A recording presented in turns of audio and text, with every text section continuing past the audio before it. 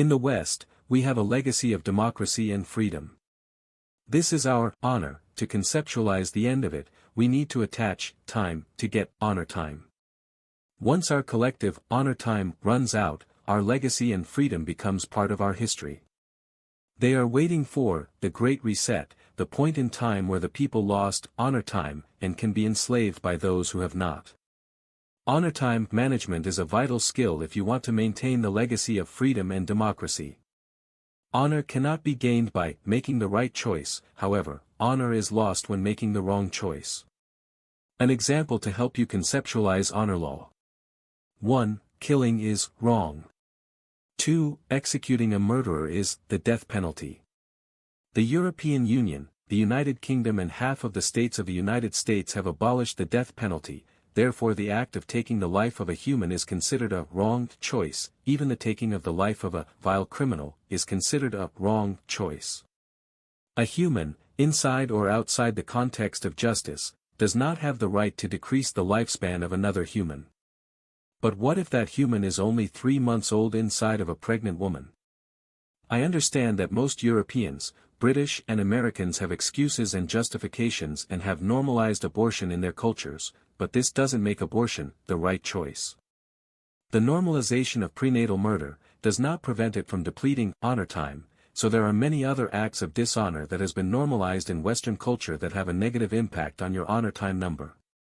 Your actions that improve the life quality, safety and prosperity of others increases your honor time number. Making the right choice on itself avoids honor time depletion, but it does not build it.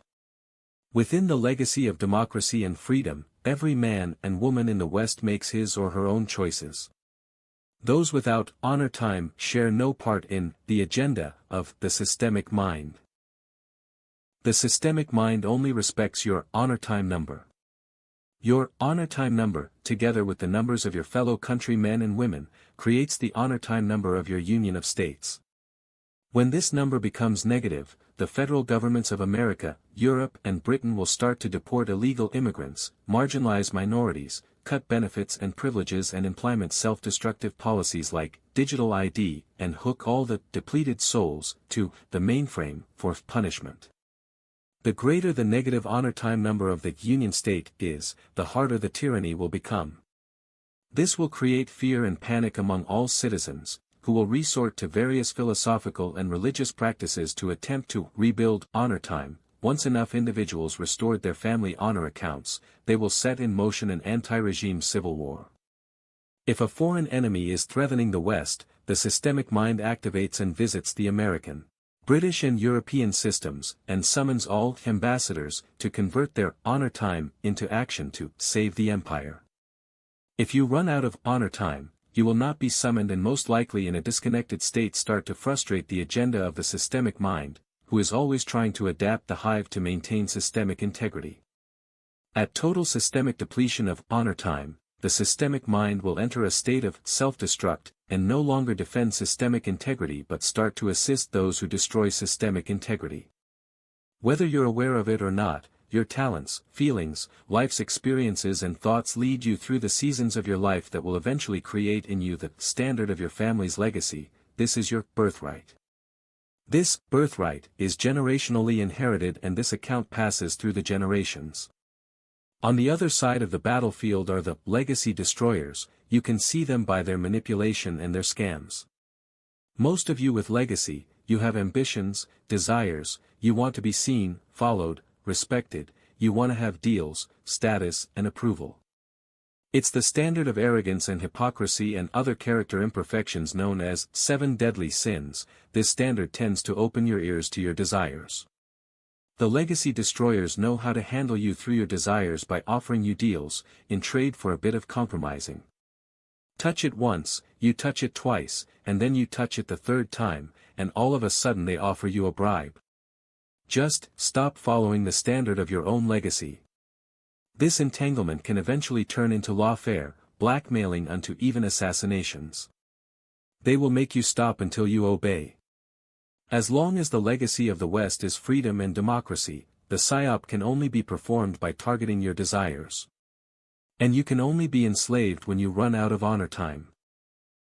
Once those with legacy depleted their honor time in their arrogance and hypocrisy, legacy destroyers, will function as rivals and rise to power and bring your union state to barbaric rule and initiate its self-destruct. This is when you will start to feel ashamed for your nationality.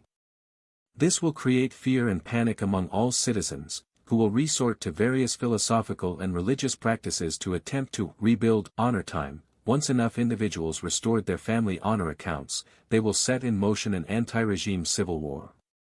Once the European Union and the United Kingdom become like the United States, completely depleted of honor time, they will institute digital ID, and the systemic mind will have no more access to individuals and authorities in the West with honor time.